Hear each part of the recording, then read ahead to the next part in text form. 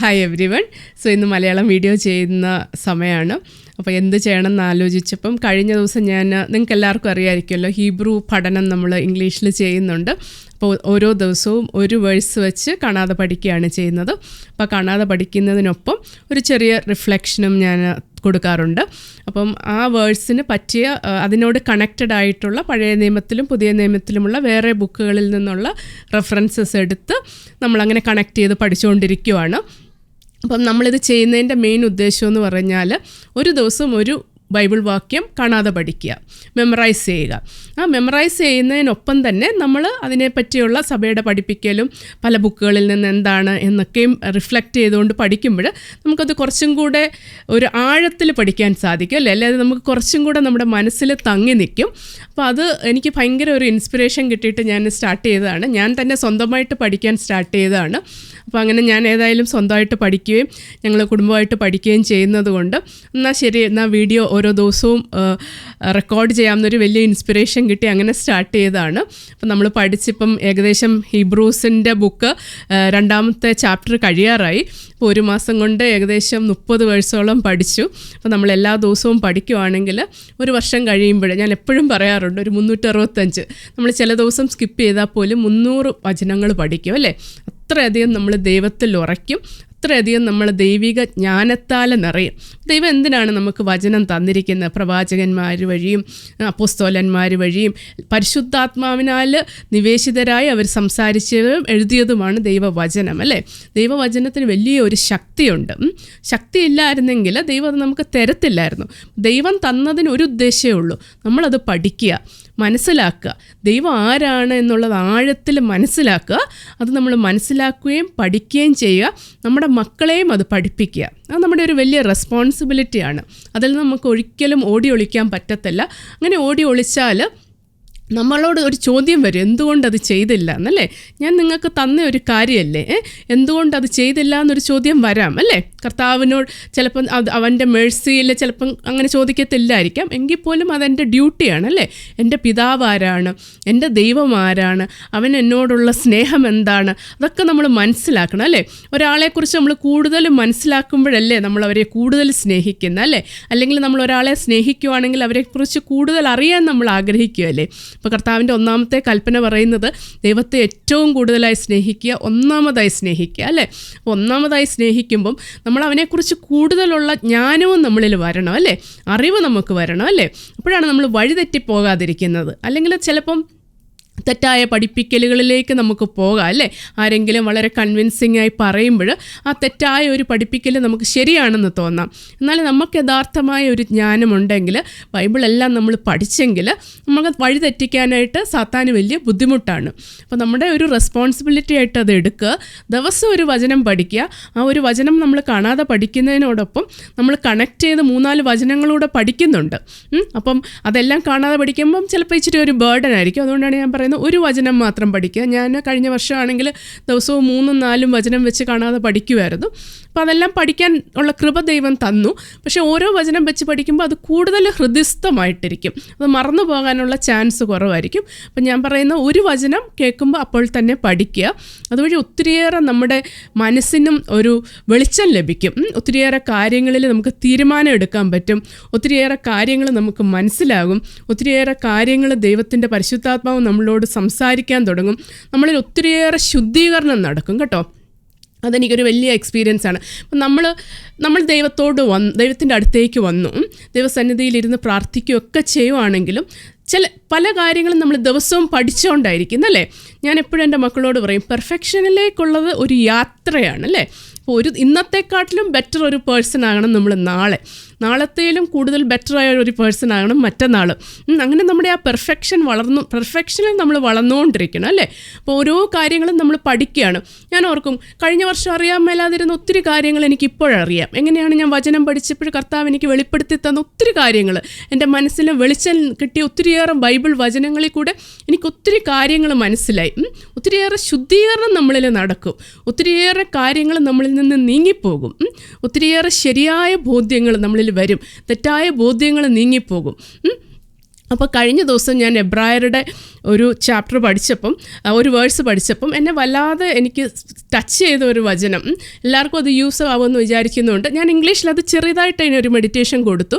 എങ്കിലും English video കേൾക്കാത്തവർ, എൻ്റെ Malayalam video മാത്രം ഫോളോ ചെയ്യുന്നവരാണെങ്കിൽ അവർക്കൂടെ ഉപകാരമാകട്ടെ എന്ന് വിചാരിച്ചിട്ട് ഞാൻ പറയുവാണത്. അപ്പം ഞാൻ കാണാതെ പഠിച്ച വചനം എന്ന് പറഞ്ഞാൽ 2-ാം അധ്യായം 12-ാം വാക്യം. അവൻ പറയുന്നു, അങ്ങേ നാമം എൻ്റെ സഹോദരരെ ഞാൻ അറിയിക്കും, സഭാമധ്യേ അങ്ങേക്ക് ഞാൻ സ്തുതിഗീതം ആലപിക്കും, വീണ്ടും അവനിൽ ഞാൻ വിശ്വാസം അർപ്പിക്കുമെന്നും ഇതാ ഞാനും എനിക്ക് ദൈവം നൽകിയ മക്കളും എന്നും അവൻ പറയുന്നു. 13-ാമത്തെയാണ്, വീണ്ടും ഞാൻ അവനിൽ വിശ്വാസം അർപ്പിക്കുമെന്നും ഇതാ ഞാനും എനിക്ക് ദൈവം നൽകിയ മക്കളും എന്നും അവർ പറയുന്നു. അപ്പോൾ ഈ പല വചനങ്ങളും എബ്രായരുടെ പുസ്തകത്തിൽ കോട്ട് ചെയ്തിരിക്കുന്ന വചനങ്ങൾ മിക്കവാറും പഴയ നിയമത്തിലെ ഏതെങ്കിലും പ്രവാചക പുസ്തകങ്ങളിൽ നിന്നോ സങ്കീർത്തനത്തിൽ നിന്നോ ആണ്. അപ്പോൾ ഈ വചനം ഏശയ്യായുടെ പുസ്തകത്തിൽ നിന്നാണ്. അപ്പോൾ ഇതിനൊരു സുപ്രധാനമായ ഒരു പാഠം നമുക്കെല്ലാവർക്കും പഠിക്കാനുണ്ടെന്ന് ഞാൻ വിചാരിക്കുന്നുണ്ട്. ഇതിനെപ്പറ്റി ഒരു ക്ലാസ് മലയാളത്തിലും കൂടെ എടുക്കാമെന്ന് വിചാരിച്ചു. അപ്പോൾ ആരെങ്കിലും ഇംഗ്ലീഷ് വീഡിയോ മിസ്സായെങ്കിൽ ഞാൻ കുറച്ചും കൂടെ കൂടുതലായിട്ട് ഇതിൽ എക്സ്പ്ലെയിൻ ചെയ്യുന്നുണ്ട്. അത് എനിക്ക് റിഫ്ലക്ഷൻ ആയതുകൊണ്ട് ചെറുതാക്കി വെക്കാൻ ആഗ്രഹമാണ്. അതൊരു 10-12 മിനിറ്റ് കൂടരുതെന്ന് വെച്ചാണ് ഓരോ വീഡിയോയും റെക്കോർഡ് ചെയ്യുന്നത്. അപ്പോൾ കുറേ കാര്യങ്ങളൊന്നും പറയാറില്ല. പക്ഷേ മലയാളം വീഡിയോ കുറച്ചും കൂടെ ലെങ്തി ആയതുകൊണ്ട് കുറച്ച് കൂടുതൽ കാര്യങ്ങൾ പറഞ്ഞ് ഇതിനെപ്പറ്റി നമുക്ക് മെഡിറ്റേറ്റ് ചെയ്യാമെന്ന് വിചാരിച്ചു. അപ്പോൾ ഇതിൻ്റെ ഒരു ബാക്ക്ഗ്രൗണ്ട് എന്ന് പറഞ്ഞാൽ അസീറിയക്കാർ വളരെ ശക്തന്മാരാണ്. അപ്പോൾ അവർ ജെറുസലേം നിവാസികളെ എപ്പോഴും അറ്റാക്ക് ചെയ്തുകൊണ്ടിരിക്കുകയാണ്. അതായത് ഇസ്രായേൽക്കാരെ എപ്പോഴും വന്ന് ആക്രമിച്ചുകൊണ്ടിരിക്കുകയാണ്. അപ്പോൾ അവർക്ക് ഭയങ്കര ഭയമാണ് അസീറിയൻസിനെ. അപ്പോൾ അസീറിയക്കാരെ ഭയന്നിട്ട് ഇവർ ദൈവത്തിൽ ആശ്രയിക്കാതെ ചുറ്റുമുള്ള ശക്തരായ മറ്റ് രാജാക്കന്മാരുമായിട്ട് ഉടമ്പടി ചെയ്യുന്നു. അതായത് സമരിയ രാജാവ് അല്ലെങ്കിൽ ഡമസ്കസിലെ രാജാവിനോടൊക്കെ പോയി ഒരു അലയൻസ് ഉണ്ടാക്കിയിട്ട് അസീറിയൻസിനെതിരായിട്ട് നിൽക്കാനായിട്ടാണ് അവർ ട്രൈ ചെയ്യുന്നത്. അപ്പോൾ അവർ ദൈവത്തിൽ ആശ്രയിക്കുന്നില്ല, ചുറ്റുമുള്ള ശക്തന്മാരിൽ ആശ്രയം വെക്കുന്നു. അപ്പോൾ അതുവഴി ദൈവത്തിൻ്റെ കോപം അവരുടെ മേൽ വരുന്നു, അല്ലേ? അപ്പം ദൈവം ആഗ്രഹിക്കാത്ത ഒരു കൂട്ടുകെട്ട് അല്ലെങ്കിൽ ഒരു ഉടമ്പടി ദൈവം ആഗ്രഹിക്കുന്ന എന്നാണ്, അവർ പൂർണ്ണമായും തന്നിൽ ആശ്രയം വെക്കണം, എന്നിൽ ട്രസ്റ്റ് ചെയ്യണം. അതാണ് ദൈവം ആഗ്രഹിക്കുന്നത്, അല്ലേ? അതിനു പകരം ദൈവത്തിൽ ആശ്രയം വെക്കാതെ ചുറ്റുമുള്ള ശക്തന്മാരിൽ ആശ്രയം വെക്കുന്നു. അതാണ് അവർ ചെയ്ത ഒന്നാമത്തെ പാപം. രണ്ടാമത്തെ പാപം എന്ന് പറഞ്ഞാൽ ഇവർക്കൊരു ഭയപ്പാടുണ്ടായപ്പോൾ, അല്ലെ അസീറിയക്കാർ ഇവരെ ആക്രമിക്കുമെന്ന സ്ഥിതി വന്നപ്പോൾ അവർ ദൈവത്തിൽ ആശ്രയിക്കാതെ അവർ ഈ മീഡിയംസിൻ്റെ വിസാർഡ്സിൻ്റെയൊക്കെ അടുത്തേക്ക് പോകുന്നു. അതായത് മന്ത്രവാദികളെയും ആഭിചാരക്കാരെയൊക്കെ അവിടെയൊക്കെ അടുത്ത് പോയിട്ട് അവരോട് കൺസൾട്ട് ചെയ്യുന്നു, അല്ലേ? ഇത് രണ്ടും ദൈവത്തിന് ഇഷ്ടമുള്ള കാര്യങ്ങളല്ല. അപ്പോൾ ദൈവം എപ്പോഴും ആഗ്രഹിക്കുന്ന എന്താണ്? തൻ്റെ ജനം തന്നിൽ ആശ്രയം വെക്കണം, അല്ലേ? തന്നിൽ മാത്രം ആശ്രയം വെച്ചുകൊണ്ട് പോയാൽ മതി. അതിന് പകരം അവർ ചുറ്റുമുള്ള ദൈവത്തിൽ ആശ്രയിക്കാതെ ചുറ്റുമുള്ള പവർഫുള്ളായിട്ടുള്ള ആൾക്കാരിൽ ആശ്രയം വെക്കുന്നു. എപ്പോഴാണ് അവർക്കൊരു ഭയം വരുന്നു, അല്ലെങ്കിൽ ഒരു ഭയപ്പാട് അല്ലെങ്കിൽ തോൽവി സംഭവിക്കുമെന്ന് തോന്നുമ്പോൾ, ഒരു ടെസ്റ്റ് ദൈവം അയക്കുമ്പോൾ അവർ ദൈവത്തിൽ ആശ്രയിക്കണം എന്നാണ് ദൈവം ആഗ്രഹിക്കുന്നത്, അല്ലേ? ദൈവത്തിൽ ആശ്രയിച്ചു കഴിഞ്ഞാൽ അവർക്ക് വിജയം സുനിശ്ചിതമാണ്. പക്ഷേ അവർ ദൈവത്തിൽ ആശ്രയിക്കാതെ ചുറ്റുമുള്ള ശക്തന്മാരിൽ ആശ്രയിക്കുന്നു. അതുകൊണ്ട് തന്നെ അസീറിയ രാജാവ് ഇവരെ തോൽപ്പിക്കുന്നു. അതാണ് നമ്മളിവിടെ കാണുന്നത്. അതെന്തുകൊണ്ടാണ്? ദൈവത്തിൻ്റെ ശിക്ഷ അവരുടെ മേൽ വരുന്നു. അപ്പം ഞാനിത് വായിച്ചപ്പോൾ ഇതെല്ലാ കാലഘട്ടത്തിലും എല്ലാ മനുഷ്യർക്കും അത് വളരെ ആപ്റ്റാണെന്ന് എനിക്ക് തോന്നി. കാരണം പലപ്പോഴും നമ്മുടെ ഒരു മാനുഷികമായ രീതി അനുസരിച്ച് നമ്മൾ ചുറ്റുമുള്ള ശക്തന്മാരിൽ ആശ്രയം വയ്ക്കും, അല്ലേ? ഇപ്പോൾ നമ്മൾ നമ്മുടെ ഒരു കാര്യം എടുത്താൽ തന്നെ നമ്മൾ ഓർക്കും, അയ്യോ ഇന്ന ആളുണ്ട്, ആ പവറിൽ ഇന്ന ഒരാളുണ്ട്, അയാളിൽ നിന്ന് എനിക്ക് ആ ഹെൽപ്പ് കിട്ടും, അല്ലേ? അല്ലെ ഇന്ന വ്യക്തി വളരെ വലിയൊരു പൊസിഷനിലാണ്, അല്ലെങ്കിൽ ഒരു വളരെ ധനവാനാണ്, ആ ആളിൽ ആശ്രയം വെച്ചാൽ, അയാളോട് വളരെ നല്ലൊരു റിലേഷൻഷിപ്പ് വെച്ചാൽ എൻ്റെ കാര്യങ്ങളൊക്കെ അങ്ങ് നടന്നു പോകും എന്നൊരു ഒരു ഒരു ചിന്ത നമ്മളിൽ പലർക്കും ഉണ്ടല്ലേ. അപ്പോൾ അത് ശരിക്കും പറഞ്ഞാൽ നമ്മൾ അങ്ങനല്ല ചെയ്യേണ്ടത്, അല്ലേ? ദൈവം ആ വ്യക്തിയിലൂടെ നമുക്കൊരു അനുഗ്രഹം ഒരുപക്ഷെ തരുമായിരിക്കാം, പക്ഷേ നമ്മൾ ആ വ്യക്തിയിലല്ല ആശ്രയം വെക്കേണ്ടത്. നമ്മൾ ആശ്രയം വെക്കേണ്ടത് സർവശക്തനായ ദൈവത്തിലാണ്. നമ്മൾ മറ്റൊന്നിലും ആശ്രയം വെക്കേണ്ട ആവശ്യമില്ല. പ്രത്യേകിച്ച് പവർഫുള്ളായിട്ടുള്ളതും റിച്ച് ആയിട്ടുള്ള ആൾക്കാരോടൊക്കെ നമ്മൾ പോയി അലയൻസ് വെക്കുമ്പോൾ പലപ്പോഴും അവർ നമ്മുടെ കാര്യം ചെയ്തു തരത്തുമില്ല. മനസ്സിലായോ? അത് നമ്മൾ മക്കബായരുടെ പുസ്തകത്തിൽ കാണുന്നുണ്ട്. ഞാൻ ജസ്റ്റ് ഒന്ന് വായിക്കാം. മക്കബായരുടെ പുസ്തകത്തിൽ അന്ത്യോക്കാസ് എപ്പിഫാനസ്, നമ്മൾ ഓൾറെഡി മക്കബായരുടെ ഒരു ചാപ്റ്റർ ചെയ്തതാണ്. അപ്പോൾ അവൻ ഭയങ്കര തിന്മയുടെ ഒരു ആൾരൂപമായിരുന്നു അന്ത്യോക്കസ് എപ്പിഫാനസ് അല്ലേ.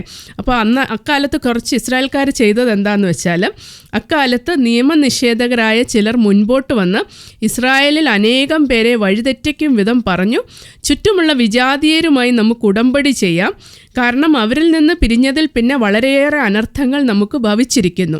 ഈ നിർദ്ദേശം അവർക്ക് ഇഷ്ടപ്പെട്ടു. കുറേ ആളുകൾ താല്പര്യപൂർവ്വം രാജാവിൻ്റെ അടുക്കലെത്തി വിജാതീയരുടെ ആചാരങ്ങൾ അനുഷ്ഠിക്കാൻ അവൻ അവർക്ക് അനുവാദം നൽകി. അപ്പോൾ ഇവരൊരു രാജാവിൻ്റെ അടുത്ത് പോയിട്ട് അവരൊരു അലയൻസ് പോലെ ഉണ്ടാക്കി. പക്ഷേ നമ്മൾ തുടർന്ന് വായിക്കുന്നത് രാജാവ് അതൊന്നും മാനിക്കുന്നില്ല അലയൻസ്, കാരണം അവൻ അതിൻ്റെ ആവശ്യമില്ല, അവൻ വളരെ പവർഫുള്ളായിട്ടിരിക്കുകയാണ്. അപ്പോൾ ഇവർ പോയി വടി കൊടുത്ത് അടി വാങ്ങിച്ചെന്ന് പറഞ്ഞ പോലെയായി. ദൈവത്തിൻ്റെ ഹെൽപ്പും ഇല്ല, രാജാവിൻ്റെ ഹെൽപ്പും ഇല്ല അല്ലേ. അവർ ദൈവത്തെ ആശ്രയിക്കാതെ രാജാവിനെ പോയി ആശ്രയിച്ചു, അതുകൊണ്ട് ദൈവത്തിൻ്റെ ഹെൽപ്പും ഇല്ല. രാജാവ് അവരെ കൈ ഒഴിയുകയും ചെയ്തു. പിന്നീട് അവൻ അവരെ പൂർണ്ണമായിട്ട് നശിപ്പിച്ച് കളയുന്നതായിട്ടാണ് നമ്മൾ കാണുന്നത്. അപ്പം നമ്മൾ ഒരിക്കലും നമ്മുടെ ചുറ്റുമുള്ള ശക്തരാണെന്ന് വിചാരിക്കുന്നവരെ, പ്രത്യേകിച്ച് അവർ ദൈവത്തിൽ നിന്ന് അകന്നു നിൽക്കുന്നവരാണെങ്കിൽ ഒരിക്കലും നമ്മൾ അവരിൽ ആശ്രയം വയ്ക്കാൻ പാടില്ല. അപ്പം നമ്മളിങ്ങനെയാണ് ചിന്തിക്കേണ്ടത്, ദൈവം കനിഞ്ഞാൽ ഏതൊരു വ്യക്തിയിലൂടെയും ദൈവത്തിന് ഹെൽപ്പ് തരാം അല്ലേ. ഇന്ന വ്യക്തിയെന്ന് വേണമെന്നില്ല. അപ്പോൾ പലപ്പോഴും നമ്മളൊന്ന് ആലോചിച്ച് നോക്കിയാൽ, നമ്മൾ വിചാരിക്കുന്ന ആളുകൾ വഴിയല്ല നമുക്ക് ഹെൽപ്പ് വരുന്നത് അല്ലേ. നമ്മളൊട്ടും പ്രതീക്ഷിക്കാത്ത ആളുകൾ നമുക്ക് ഹെൽപ്പ് തരാറുണ്ടല്ലേ. എൻ്റെ ജീവിതത്തിൽ ഞാൻ പലപ്പോഴും അറിഞ്ഞൊരു സംഭവമാണ്. അപ്പം നമ്മൾ വിചാരിക്കും ഇന്ന ആൾ നമ്മളെ ഹെൽപ്പ് ചെയ്യുമെന്ന്, പക്ഷേ ആ ആളിലല്ല, പക്ഷേ ആ ഹെൽപ്പ് നമുക്ക് ലഭിച്ചിരിക്കും നമ്മളൊട്ടും പ്രതീക്ഷിക്കാത്ത ഒരാളിൽ നിന്നും. അല്ല, ഇന്ന ഒരാളിൽ നിന്നൊരു സപ്പോർട്ട് ലഭിക്കുമെന്ന് നമ്മൾ പ്രതീക്ഷിക്കും, പക്ഷേ ആ സപ്പോർട്ട് ലഭിച്ചിരിക്കും. പക്ഷേ ആ ആളിൽ നിന്നല്ല, ദൈവം ആര് വഴി ആ ഹെൽപ്പ് തരാനോ ഒരു സപ്പോർട്ട് തരാനോ ഉദ്ദേശിക്കുന്നോ ആ വ്യക്തി വഴി ആ സപ്പോർട്ട് ലഭിച്ചിരിക്കും. മനസ്സിലായി. അപ്പോൾ നമ്മളെപ്പോഴും ദൈവത്തിലാണ് ആശ്രയിക്കേണ്ടത്. എൻ്റെ മമ്മി പല എക്സാമ്പിൾ പറഞ്ഞിട്ട് എപ്പോഴും പറയാറുള്ള ഒരു കാര്യമാണ്, ശരിക്കും നമ്മൾ ദൈവത്തിൽ ആശ്രയിച്ചാൽ ദൈവം നമ്മുടെ യുദ്ധങ്ങളെല്ലാം ചെയ്തോളും. നമ്മൾ ഒരു യുദ്ധത്തെ പറ്റിയും ഭയപ്പെടേണ്ട ആവശ്യമില്ല. അപ്പം നമ്മൾ ദൈവത്തിൽ ആശ്രയിക്കാതെ മറ്റുള്ളവരിൽ ആശ്രയിച്ചാൽ, ധനത്തിലോ മറ്റ് പവറിലോ ഒക്കെ ആശ്രയിച്ചാൽ രണ്ട് ഭാഗത്തു നിന്നും നമുക്ക് ഹെൽപ്പ് കിട്ടത്തില്ല. അതാണ് മക്കബായരുടെ പുസ്തകം നമ്മളെ പഠിപ്പിക്കുന്നത്. അതുതന്നെയാണ് യെശയ്യാ പുസ്തകം 8-ാം അധ്യായത്തിൽ നമ്മൾ പഠിക്കുന്നത്. നമ്മൾ കാണുന്നു, സിറിയൻ രാജാവിന് ഇസ്രായേൽക്കാരെ ദൈവം വിട്ടുകൊടുക്കുന്നു. കാരണം എന്താണ്? ദൈവം അവർക്കൊരു ടെസ്റ്റ് അയച്ചപ്പോൾ അതിൽ വിശ്വസ്തരായി നിന്നില്ല അല്ലേ. അവർ പോയി സമറിയ രാജാവിനോടും ഡമസ്കസ് രാജാവിനോടും ഒക്കെ കൂട്ടുകെട്ടിന് പോയി അല്ലേ. അത് ദൈവം ഒട്ടും ആഗ്രഹിക്കുന്നില്ല. തിന്മയോടുകൂടി കൂട്ടുകെട്ടാൻ ദൈവം ഒരിക്കലും ആഗ്രഹിക്കുന്നില്ല. എന്ത് നന്മയ്ക്ക് വേണ്ടിയാണേലും ഒരു തിന്മയുമായി ഒരു കൂട്ടുകെട്ട് ദൈവം ആഗ്രഹിക്കുന്നില്ല. അപ്പം നമ്മൾ എന്താ ചെയ്യേണ്ടത്? പൂർണ്ണമായി ദൈവത്തിൽ ആശ്രയിക്കുക. രക്ഷ അവൻ ആരിലൂടെ ഉദ്ദേശിക്കുന്നു അതിലൂടെ വരും. മനസ്സിലായോ? അങ്ങനെ നമ്മൾ സമ്പൂർണ്ണമായി നമ്മളെ സമർപ്പിക്കണം. പിന്നെ മറ്റൊരു വലിയ തെറ്റ് അവർ ചെയ്തത്, ഇവിടെ നമ്മൾ കാണുന്നു, അവർ നിങ്ങളോട് വെളിച്ചപ്പാടന്മാരുടെയും ചിലയ്ക്ക് ഒച്ച ഉണ്ടാക്കുകയും ചെയ്യുന്ന മന്ത്രവാദികളോടും ആരായുവിൻ എന്ന് പറയും. അപ്പം ഈ മന്ത്രവാദികളുടെ അടുത്ത് പോവുക, അല്ലെങ്കിൽ ഈ വെളിച്ചപ്പാടുമാരുടെ അടുത്ത് പോവുക, ആഭിചാരകരുടെ അടുത്ത് പോവുക, ഇതൊക്കെ ദൈവം വിലക്കിയിരിക്കുന്ന കാര്യമാണ്. അപ്പം നമ്മളിത് പലയിടത്തും കണ്ടിട്ടുണ്ട്. ഈ ഡിട്രോണമിയുടെ പുസ്തകത്തിൽ ഞാൻ വായിക്കാം, നിയമാവർത്തന പുസ്തകം 18-ാം അധ്യായത്തിൽ അത് പ്രത്യേകം പറയുന്നുണ്ട്. 18 തൊട്ട് നിന്റെ ദൈവമായ കർത്താവ് തരുന്ന ദേശത്ത് നീ വരുമ്പോൾ ആ ദേശത്തെ ദുരാചാരങ്ങൾ അനുകരിക്കരുത്. മകനെയോ മകളെയോ ഹോമിക്കുന്നവൻ, പ്രാശ്നികൻ, ലക്ഷണം പറയുന്നവൻ, ആഭിചാരക്കാരൻ, മന്ത്രവാദി, വെളിച്ചപ്പാട്, ക്ഷുദ്രക്കാരൻ, മൃതസന്ദേശ വിദ്യക്കാരൻ എന്നിവരാരും നിങ്ങളുടെ ഇടയിൽ ഉണ്ടായിരിക്കരുത്. ഇത്തരക്കാർ കർത്താവിന് നിന്ദ്യരാണ്. അവരുടെ ഈ മ്ലേച്ഛ പ്രവർത്തികൾ നിമിത്തമാണ് അവിടുന്ന് അവരെ നിങ്ങളുടെ മുന്നിൽ നിന്ന് നിഷ്കാസനം ചെയ്യുന്നത്. നിന്റെ ദൈവമായ കർത്താവിൻ്റെ മുമ്പിൽ നീ കുറ്റമറ്റവനായിരിക്കണം. ഒരിക്കൽ പോലും എന്ത് പ്രശ്നം വന്നാലും നമ്മൾ ഇങ്ങനെയുള്ള ഒരു ദൈവം വിലക്കിയിട്ടുള്ള ഒരു കാര്യങ്ങൾക്കും പോകരുത്. ഇതേ സെയിം എക്സാമ്പിൾ നമ്മൾ ചെയ്യുന്ന കാണുന്നുണ്ട്. ശൗൽ രാജാവ് അല്ലേ, അവൻ ആ യുദ്ധത്തിൽ തോക്കുമെന്നൊരു ഘട്ടമായപ്പോൾ സമൂവേൽ പ്രവാചകൻ ദൈവസന്നിധിയിലേക്ക് മടങ്ങിപ്പോയി. അപ്പോൾ അവനൊരു മന്ത്രവാദിനിയുടെ അടുത്ത് പോയിട്ട് ആ ഒരു ആത്മാവിനെ, ശമൂവേലിൻ്റെ ആത്മാവിനെ വിളിച്ചു വരുത്തി സംസാരിക്കണമെന്ന് പറഞ്ഞ് മന്ത്രവാദിനിയുടെ അടുത്ത് പോകുന്നുണ്ട് അല്ലേ. ദൈവകോപം വന്ന് പിറ്റേ ദിവസത്തെ യുദ്ധത്തിൽ അവൻ തോൽപ്പിക്കപ്പെടുകയും അവൻ പിന്നീട് ആത്മഹത്യയും ചെയ്യുന്നതായിട്ട് നമ്മൾ കാണുന്നല്ലേ. അപ്പോൾ അങ്ങനത്തെയുള്ള ഒരു കാര്യങ്ങളിലും നമ്മൾ പോകരുത് കേട്ടോ. അതൊക്കെ ഒത്തിരി ശാപം വരുത്തി വെക്കുന്നതാണ്. അപ്പം ശരിക്കും പറയുമ്പോൾ എന്തെങ്കിലും ബുദ്ധിമുട്ടുകൾ വരുമ്പോഴാണ് ആൾക്കാരിങ്ങനെ ഓരോ കാര്യങ്ങൾക്ക് പോകുന്നത്. പക്ഷേ എന്ത് ബുദ്ധിമുട്ട് വന്നാലും അത് ടെമ്പററിയാണ്. ദൈവത്തിന് അതിനൊരു പരിഹാരമുണ്ട്. നമ്മൾ ദൈവത്തിൽ ആശ്രയിച്ചാൽ എത്ര ഒരു ഇമ്പോസിബിൾ കാര്യമാണെങ്കിൽ പോലും അതിനൊരു ആൻസർ ദൈവത്തിന് തരാൻ പറ്റും. ഒരു സിറ്റുവേഷൻ മാറ്റാൻ ദൈവത്തിന് 1 സെക്കൻഡ് മതി. കൂടുതൽ സമയം ഒന്നും വേണ്ട. നമ്മൾ ദൈവത്തിൽ ആശ്രയിക്കുക മാത്രം ചെയ്യുക. നമ്മൾ അവൻ എപ്പോഴെങ്കിലും ഒരു ടെസ്റ്റ് ചെയ്യുമ്പോൾ ഫെയ്ത്ത്ഫുള്ളായിട്ട് നിൽക്കുക. അപ്പോൾ അവനിൽ നിന്നുള്ള അനുഗ്രഹം നമുക്ക് ഒത്തിരി വരും. അപ്പം ഞാൻ ഏശയ്യായുടെ ഈ പുസ്തകം ഞാനൊന്ന് വായിക്കാം. മുഴുവൻ വായിക്കാം, കാരണം ഇത് വളരെ ഇമ്പോർട്ടൻ്റ് ആണ്. അപ്പം നമുക്ക് നമ്മുടെ ജീവിതത്തിൽ ശരിക്കും നമ്മൾ ഓർമ്മ വയ്ക്കണം. അപ്പം പലപ്പോഴും ഞാൻ എപ്പോഴും ഓർക്കുന്ന ഒരു കാര്യം, നമ്മൾ തെറ്റ് ചെയ്യുന്നത് ചിലപ്പോഴൊക്കെ നമുക്ക് അറിവില്ലാഞ്ഞിട്ടാണ്. ഇത് തെറ്റാണ് അറിവില്ലാഞ്ഞിട്ടാണ് അല്ലേ? ഈ മന്ത്രവാദികളുടെ അടുത്തും കൂടോത്രക്കാരുടെ അടുത്തും പ്രശ്നം വെപ്പുകാരുടെ അടുത്തും ഒക്കെ പോകുന്നത് ദൈവത്തിനൊരു അബോമിനേഷനാണ്, അല്ലെങ്കിൽ അത് ദൈവത്തിന് എൻ്റെ മുമ്പിൽ അത് നിന്ദ്യമാണ് എന്നറിയാത്തത് കൊണ്ടാണ് ചിലപ്പോൾ നമ്മൾ പോകുന്നത്. അപ്പോൾ അറിവില്ലായ്മയുടെ കാലത്ത് ചെയ്യുന്ന തെറ്റുകളൊക്കെ കുമ്പസാരിച്ച് മാറ്റിക്കളയുക. അപ്പോൾ നമ്മൾക്ക് അറിവില്ലായ്മയാണ് ഒരു തെറ്റുകൾക്ക് ഒരു കാരണം നമ്മൾ തെറ്റ് ചെയ്യാൻ. രണ്ടാമത്തേത് നമ്മുടെ ലാക്ക് ഓഫ് പ്രിപ്പയർഡ്നെസ് അല്ലേ? നമ്മൾ ഒരുങ്ങിയിരിക്കുന്നില്ല. പത്രോസ് അപ്പോസ്തലൻ എന്തുകൊണ്ട് കർത്താവിനെ തള്ളിപ്പറഞ്ഞു? കർത്താവ് പലപ്പോഴും അവനോട് പറഞ്ഞു, ഞാൻ കുരിശുമരണമാണ് എന്നെ കാത്തിരിക്കുന്നതെന്ന്. അപ്പം നിനക്കത് വരാതിരിക്കട്ടെ എന്ന് പറഞ്ഞ് പത്രോസ് അപ്പോസ്തലൻ അത് കേൾക്കുന്നില്ല, അത് പത്രോസ് അപ്പോസ്തലൻ എടുക്കുന്നില്ല. അപ്പം പെട്ടെന്ന് ഒരു നിമിഷം അത് വന്നപ്പോൾ കർത്താവിനെ അങ്ങ് തള്ളിപ്പറയുക ചെയ്തത്. പക്ഷേ ഉള്ളിൽ നല്ല ഒരുങ്ങി ഇത് കർത്താവ് സഹിക്കാൻ പോവുകയാണ് എന്നറിയുമായിരുന്നെങ്കിൽ പത്രോസ് അപ്പോസ്തലൻ തള്ളിപ്പറയത്തില്ലായിരുന്നു അല്ലേ? അപ്പം പലപ്പോഴും നമ്മുടെ ഒരു അറിവില്ലായ്മയാണ്, ചിലപ്പോൾ ലാക്ക് ഓഫ് പ്രിപ്പറേഷനാണ്. അപ്പോൾ അതുകൊണ്ട് നമ്മളെപ്പോഴും ഒരുങ്ങിയിരിക്കണം അല്ലേ? പല വിശുദ്ധരും പലരും നമ്മൾ കണ്ടിട്ടുണ്ട് കർത്താവിനെ പറയുമ്പോൾ കൂളായിട്ട് പോയി തള്ളിപ്പറയുന്നു, കാരണം ജീവൻ രക്ഷിക്കാൻ, ജീവനെ ഭയപ്പെട്ട്. പക്ഷേ വിശുദ്ധരായിട്ടുള്ള ആൾക്കാർ ജീവനെ അങ്ങ് നഷ്ടപ്പെടുത്തുക കർത്താവിന് വേണ്ടി അല്ലേ? പല വിശുദ്ധരും കർത്താവിനെ തള്ളിപ്പറയാതെ മരിക്കും നമ്മൾ കണ്ടിട്ടുണ്ട്. കാരണം എന്താ? അവർക്ക് അത്രമാത്രം അവർ ഒരുങ്ങി കർത്താവിനോട് സ്നേഹത്തിൽ ഒന്നായി നിന്നിരുന്നു. മനസ്സിലായോ?